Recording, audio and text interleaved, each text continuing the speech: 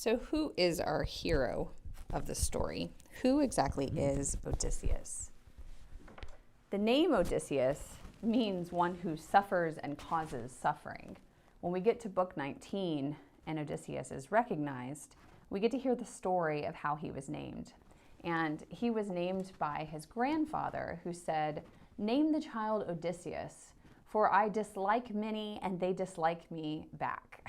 So we have a sense that this character was named for causing pain and for himself suffering. And we will see the epithets will reveal this as well, that we have the long-suffering Odysseus. This will be one of the things that he's known for, is how much he causes pain to many. When Athena is speaking with her father Zeus in the opening of the book, she actually makes a play on Odysseus's name and says, "Why do you Odysseio Odysseus? Why do you hate Odysseus?" So we have an understanding even within his name that he is one that is going to cause pain, that is going to cause problems for himself and for other people. The epithets will emphasize this more. His epithets include polytropos, like we've mentioned, the many-minded or complicated. We will also hear clever, scheming, again, long-suffering, and city sacker. He is not named until line 21, so we need to discuss more what this means, why we don't name this character. We don't actually see Odysseus until book 5. We do get, in the opening of the narrative, we do get to hear from Athena and Zeus about Odysseus and what it is that he's suffering and where he is. So if we look at the opening of the book, all the other Greeks who had survived the brutal sack of Troy sailed safely home to their wives, except this man alone. So once again, the isolated figure of Odysseus. Odysseus alone, Odysseus standing by himself as we saw him in book 11 of the Iliad. He alone has been left waiting to return home. And we find out where he is. He is trapped by Calypso, and he is friendless, and the gods take pity on him, and we get to find out why he is there when we get to book 5, and then even more so when we get to book 9, and Odysseus himself explains why it is that he's there. When we first hear about Odysseus, we get to hear about him from a distance. We get to hear about him from the point of view of the gods, Athena and Zeus looking down. And Athena has decided to have compassion upon Odysseus and to intervene in his situation. He has been on the island of Calypso for 7 years.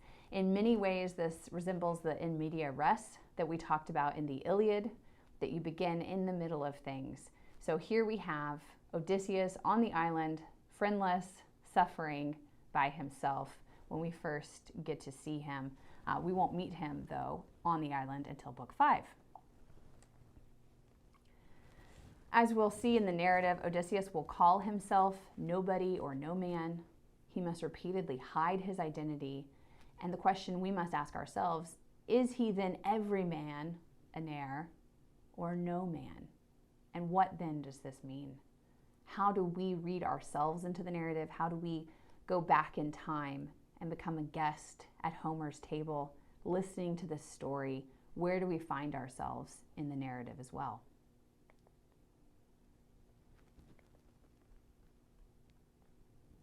The timeline of the story does not follow the structure of the story. The story is not given to us chronologically.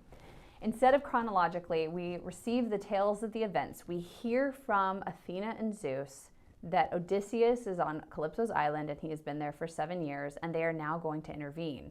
Rather than see them intervene, instead Athena flies down to Ithaca, where Telemachus is. And we have the first 4 books of the Odyssey telling about Telemachus and the troubles that are going on in Ithaca. Some people now scholars call this Telemachia, right? This is the Odyssey within the Odyssey of Telemachus.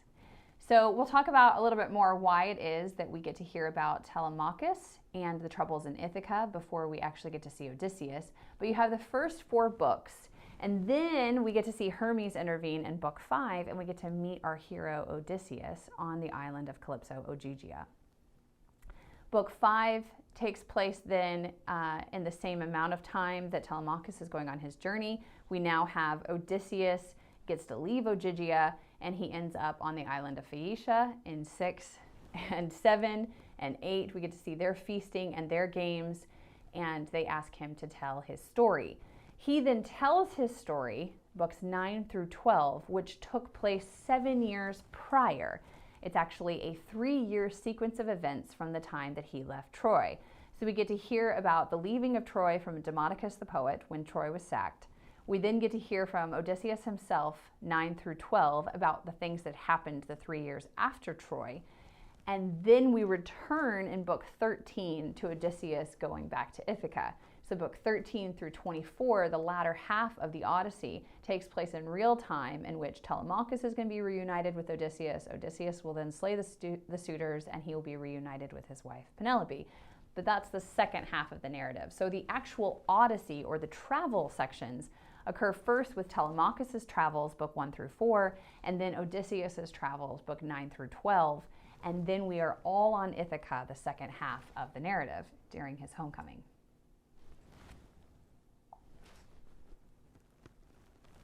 Emily Wilson notes in her introduction, "We might hope at least for a great quest unexpectedly achieved, like Jason claiming the golden fleece." And of course, we will have a reference to Jason when Circe, the witch, is actually explaining to Odysseus which route to take, and he refuses to follow the route that Jason took safely. Instead, he wants to be his own hero and not imitate Jason, who came before him. Or like Lancelot glimpsing the Holy Grail, or Aeneas beginning the foundation of Rome. In the Odyssey, instead, we find the story of a man whose grand adventure is simply to go back home. When I hear this introduction by Emily Wilson about the grand narrative to go back home, I think of that story by Chesterton, Man Alive, in which the character Innocent Smith is really always trying to rediscover home by leaving it. He wants to be Robinson Crusoe, who always is finding his way back home, whose world has been defamiliarized, and he rediscovers it. In the opening of Orthodoxy, Chesterton says, "Wouldn't it be grand for a man to go on an adventure and think he had discovered New South Wales, only to discover that it was Old South Wales?" It's the beauty of homecoming, of returning to the place and seeing it again as though for the first time. And that really is Odysseus's travel, that he is not the same Odysseus as he was when he left, that he is a different man returning home and seeing home differently.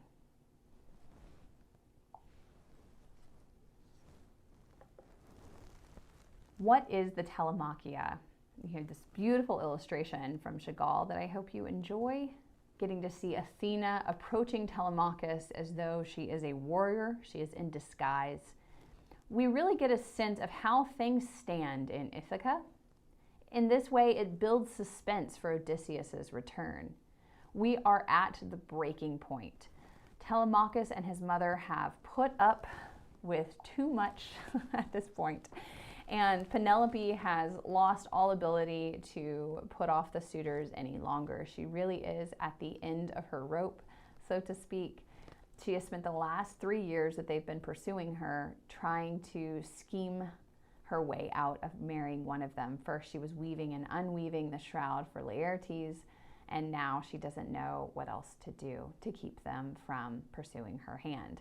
Telemachus doesn't know what to do. Does he step up and become the leader of his own house? Does he force his mother to marry and to leave? Do they wait longer on Odysseus? How long should they possibly wait? So we are at the end of our rope when we meet Telemachus, who is really beginning to come into his own as a young man. When Odysseus left Ithaca 20 years prior, he had told Penelope to marry once Telemachus is able to grow a beard. And so we get a sense that Telemachus is maybe 20 at the youngest. He could be 20, maybe 21, but he's a very young man trying to make his way in the world, trying to decide if he should step into his father's shoes or wait for his father's return. And Athena comes to him in order to encourage him to step into this role, to become a man like his father. Because Telemachus follows the rules of Xenia, we get to see that Telemachus is indeed a young man who is virtuous. When Athena speaks to him, Telemachus refers to his father. These are lines 215 through 220. He says, "Dear guest, I will be frank with you. My mother says that I am Odysseus' son, but I cannot be sure, since no one knows his own begetting. I wish I were the son of someone lucky." We'll see this again and again, whether or not Odysseus is lucky. His mother, Anticlea, when they're in Hades, will actually call him the unluckiest man alive. But by the time we get to book 24, when Agamemnon sees all of the dead suitors, he says, "Lucky Odysseus for having Penelope." So I wish I were the son of someone lucky who could grow old at home with all his wealth. Instead, the most unlucky man alive is said to be my father, since you ask. So here's Telemachus really questioning his identity in the same way that we've already discussed, that perhaps Odysseus is trying to learn who he is. He's no man, he's every man. He is the man who causes pain, he's the man of much suffering.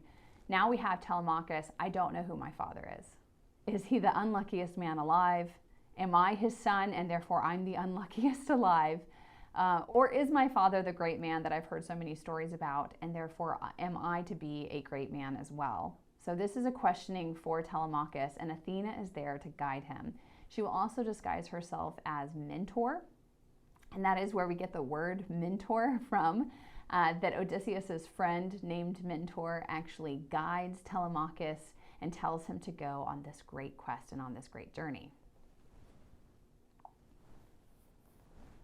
On this journey, Telemachus will visit Nestor, Menelaus, and Helen. And what we get to see in this story is really a sequel to the Iliad. We get to see these sons and hear about the homecomings of Menelaus and of Nestor and Agamemnon, who we'll talk about in more detail. And we get a sense of this is the next generation. What does the next generation look like after the Iliad? What really is the legacy that is left behind from the Iliad? It's kind of like getting to see a sequel of a movie. What happened to these characters after the book was closed and after it was ended? And what does this mean for the generations of sons that are to follow? We want to look more closely at Agamemnon's story. Unfortunately, Agamemnon does not have a welcome homecoming. When he returns, his wife, Clytemnestra, has taken up with a suitor, Aegeus, and Aegeus is not a reputable man. He instead slays Agamemnon, and then Agamemnon's son, Orestes, kills Aegeus. So the story of Agamemnon is a counter to the story of Odysseus. We know the problem of a man who comes home from war who could potentially be killed by the wife and a suitor. And now we have seen in Ithaca for the first 4 books that this could be a real problem, that we could have all of these suitors, one of which who could take Penelope, and when Odysseus returned, killed the hero. The other question is Telemachus, like Orestes, enough that he would revenge his father? So the opening of the book tells us the story of Agamemnon, and we will hear it repeated throughout the narrative, even until we get to book 24, when we will see Agamemnon one more time, or at least the Ghost of Agamemnon. We get to hear about Agamemnon's story first from Zeus and Athena. Zeus says, "So Aegeus overstepped. He took the legal wife of Agamemnon, then killed the husband when he came back home, although he knew it would be doomed to them all. Apparently the gods had warned Aegeus that he should not kill Agamemnon because it will cause everyone's downfall. Thankfully for this Agamemnon, he had a brave enough son who was willing to take vengeance for his father." This story is first in book 1. It's repeated again in book 3 and book 4, and we'll see it several times throughout the story. Nestor says, "You must have heard about the gossip, right? You surely, no matter how far away Ithaca is, no one has missed out on the story of what happened to our fearless leader, Agamemnon. He was murdered, but thankfully he had a son to take revenge." So here we get to see it emphasized another time. Telemachus needs to be brave. Whether it's going to be brave to fight off the suitors that are there, or to take vengeance if his father should return and suffer the same fate as Agamemnon. We heard about it again in Book 4. Menelaus talks about how Odysseus ambushed Agamemnon and his men and killed everyone over dinner. The last detail that Menelaus mentions about Odysseus killing Agamemnon over dinner emphasizes the misuse of Xenia. What we have here is someone who should be actually a host at the table being killed by who should be his guest. Even if it's reversed, even if Odysseus sees himself as the master of the house because Agamemnon's been away, he is still killing his guest. Whether he's the host or whether he's the guest, you still have that reciprocal relationship that should be respected, and you should not be killing someone over their dinner. This is the first indication of what this will look like for people who do not respect Xenia, who do not respect the order of the gods, to feast, to delight in this guest-host relationship. We have seen the relationship mentioned in the Iliad, right? Guest friends. We get to see Glaucus and Diomedes who recognize their guest friendship between their fathers because their fathers were guests in each other's homes. This creates a bond. The Phaeacian king will actually say it's a bond that can be closer than a brother, this guest-host relationship. So to disrespect this is the ultimate form of fraud and vengeance. And if you read the Divine Comedy, we will have people who disrespect the guest-host relationship as being in the lowest levels of hell, that they overturned the relationship that should be there, that should demand virtue and piety in the way that they respond to one another.